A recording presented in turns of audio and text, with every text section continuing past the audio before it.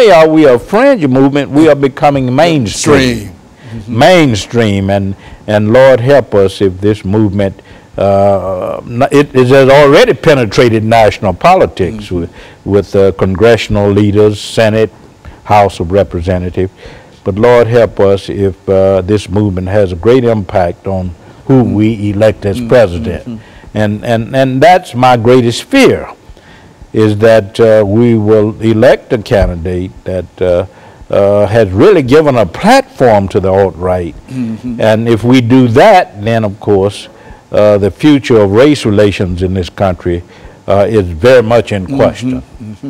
And the idea that that this organization advocates is something that I think, as you've indicated, will undercut and undermine almost any kind of diversified relationships that we could have in this country. When you talk about racial diversity, and we're a very racially diverse country with African Americans, whites, and Latino Americans, Asian Americans, the alt-right movement sees that as a problem.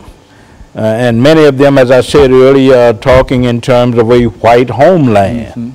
So we have to be careful with the attack on racial and ethnic diversity. The attack on political diversity are very much, people on the alt-right are very much suspicious of mainstream politics. They're also very much suspicious of a society that is diverse in terms of religious orientation. And we are a society that, you know, we have Christians, we have Muslims, we have Hindus. We have a constitution that allows us to have that. And so anybody who would go against that is basically against the United States Constitution. When you don't stand for religious liberty, then you're against the Constitution. Yeah, religious liberty, ecclesiastical independence. We are a nation that supports those kinds of principles on the basis of our Constitution. So the alt-right opposes that kind of diversity. And that's what we have to be very careful about. We have to understand that perhaps these elements have already penetrated law enforcement, have already penetrated the criminal justice system. We want to be careful that they don't penetrate the whole of national politics. Because if they do, with their anti-black, anti-Jewish, anti-Muslim, anti-feminist, anti-political correctness rhetoric, if they achieve prominence on the national political level, then we are in trouble. And you think that Mr. Trump is in a position to create that kind of trouble for all of us with their support? Is that yes, interestingly enough, the alt-right has embraced him, and they view him as a model for what they are about. David Duke of the Ku Klux Klan, neo-Nazi elements view Donald Trump as their man. And so we have to take that seriously and try to understand that we are possibly going back. We're turning back the clock. We are a nation, we are in 2016. We want to move forward. We want to, you know, establish the principle of progress and some advancement in terms of race relations, in terms of our social, cultural, and political maturity, but we will never do it if we succumb to what the alt-right is all about. And they're trying to really increase their influence almost in every aspect of American society. Every aspect of American society. And if they accomplish that at the political level, particularly at the executive branch of the federal government, then I would say that we have a great cause to be concerned. Yes, and it will be a situation that we've not known in America. People might talk about us not making any kind of progress on race relations.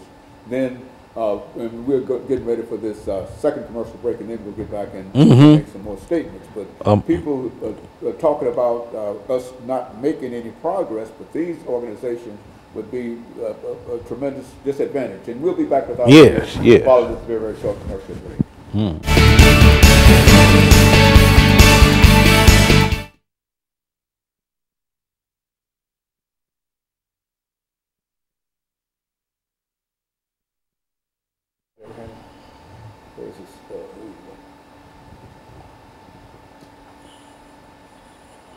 It's on. Talk for me. Hello, I'm here. Mm-hmm. With the signal.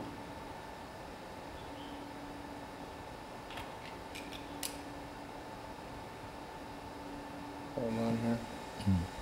Talk for me. Hello, I'm here. Okay, very good. And so we've got the last 10 How minutes. do we deal with this issue? How do we encounter this problem Okay. in order to resolve the issue Okay. of xenophobia and racism, you know? Yeah, well, that's the thing. And I want to talk about Hillary Clinton's speech and talk about what we can do. Pump her up as much as you possibly can, man, because Hillary said on yesterday that we have to appeal to every segment of the American whites, blacks, to encounter what's actually going on and challenge it. Because these folks, America First is talking about exactly America the First as we knew America First when the first term was first out. Yeah, America's always been a melting pot. That's right. You know. Yes, sir.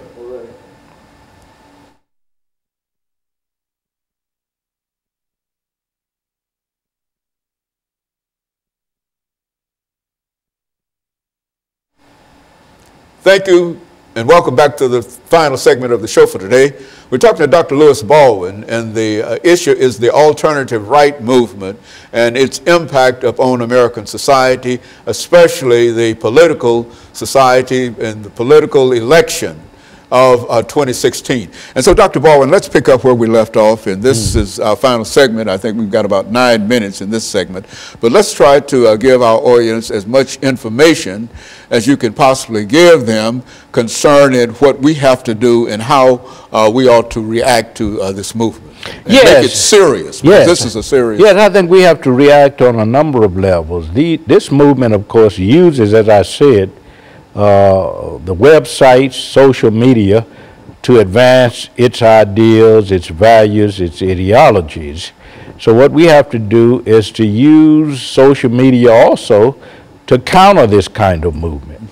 We also have to appeal to our political leaders like Hillary Clinton and others, Democratic Party, Republican Party, to really face what's happening. Hillary Clinton made this speech, I think, back on August 16th about the alt-right, trying to warn us about what's happening in terms of its program of anti-immigrationism and anti-diversity and anti-multiculturalism. So what we have to do is to take this seriously. I don't think we are very serious about our response at this point about what's going on. We need to understand that what is happening with the alt-right is really a normalization of hate speech. And not only a normalization of hate speech, but the idea of bringing some intellectual respectability to hate speech and white supremacist rhetoric. And that's not what we are about in this country. We are a country that resulted from a melting pot of races and ethnic groups. Blacks, African people, Asian people, Latinos, European peoples, and we need to understand that that's what we are about. That's who we are. And if we understand that, I think we will counter any movement or oppose any movement that seeks to divide us on the basis of race and ethnicity and religion, which is what the alt-right movement is about. We are facing a challenge. And if we don't deal with that challenge through social media, the internet, through our politics, etc., then we'll go back, I think, to the 1920s and 30s in terms of race relations. Do you believe, Dr. Baldwin, that this is the most serious threat that we've had against American democracy since emancipation? Exactly. I think this is the most serious threat. I think the most serious threat to our existence as a nation is internal. We talk a lot about ISIS and the external threats with Islamic terrorism, and that is a threat. But I think the greatest threat to our survival as a nation is internal, and it results from the alternative right and from the more radical right-wing, conservative, extremist movements that are against diversity, that are promoting white supremacy, xenophobia, anti-Semitism. I think that's our greatest threat. Nations, great civilizations are often destroyed from within, not from without. So we have to be concerned about what's going on in our society, and while realizing also that there are external threats. And so in a real sense, we've never had to really face anything like this alternative right, and especially its ability to sort of move into the regular political organizations, the regular political parties. All other times, these were generally third-party movements and et cetera, and et cetera. Fringe movements. The fringe movements. Yeah. But this movement has somehow climbed into, into the political process, and it sort of considers itself one of the two major political parties. Exactly. It appears to me. Not only the political processes, but as I said earlier, law enforcement, criminal justice system. We see the penetration of this alt-right movement at all levels. And if we're not careful, we will destroy ourselves.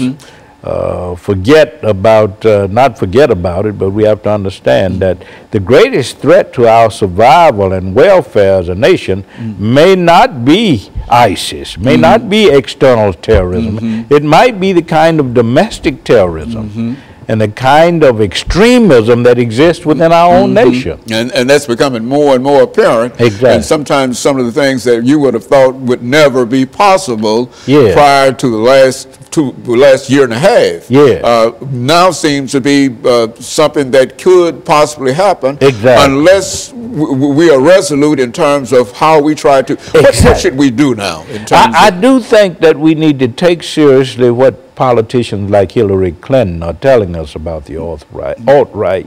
We need to also appeal to the white community to become more conscious of what's going on and to use the resources of that community to counter what's going on. See, people of color cannot deal with that issue alone. You have African Americans, you have Latino Americans, you have Asian Americans, and all are potentially targets of the alt-right because they are against diversity. They are against multiculturalism. And what we have to do is to call all Americans to the task of speaking out against any form of intolerance and bigotry, which is what the alt-right movement is about. We should speak out against the restoration of any kind of white supremacist doctrine or white supremacist practices. And I think we all have a responsibility, a moral responsibility in that regard. And I think our greatest challenge is to get the white communities of this country to understand that this alt-right movement poses a threat to American democracy. And that they too have a role in terms of undermining that movement and virtually, in the end, eliminating it from And for those who might assume that this movement is only anti-immigrant and anti-black and et cetera, have to recognize that if they come into force, that it's going to be anti-white. And it's anti-American. For those who believe in it. It's anti-American because our values really, constitutionally speaking, has to do with what? Freedom, justice, and the pursuit of happiness for all people. And you can't have that with a movement that preaches white supremacy, that embraces nativism and xenophobia, white nationalism, that calls for a white homeland. We can't have a diverse society that gets along in harmony, that advances its welfare, if we're going to allow movements like that to survive and to sustain themselves. You know, Dr. Baldwin, I guess the strange thing about it is that when I first heard of this movement, I sort of thought of it as a fringe movement. But now this movement is really becoming one of the most important movements in American society. It's becoming mainstream. And it has almost regularly captured one of the political parties, one of the great political parties of this time. It's only that far. And not because of the moderate Republicans, because people like George W. Bush and his father, George H.W. Bush and Jeb Bush and others, who are moderate Republicans who are legitimate conservatives. But they recognize the But they importance. recognize That's right. that what's happening here is a mindset of extreme right-wing Republican conservatism. And even they reject that because they understand that it has a lot to offer in terms of dividing our country rather than bringing us together. Very good. And Dr. Baldwin, let me thank you for bringing by that information. And let me encourage our audience to tune in again next week for another informative edition of Comments. Thank you and good morning.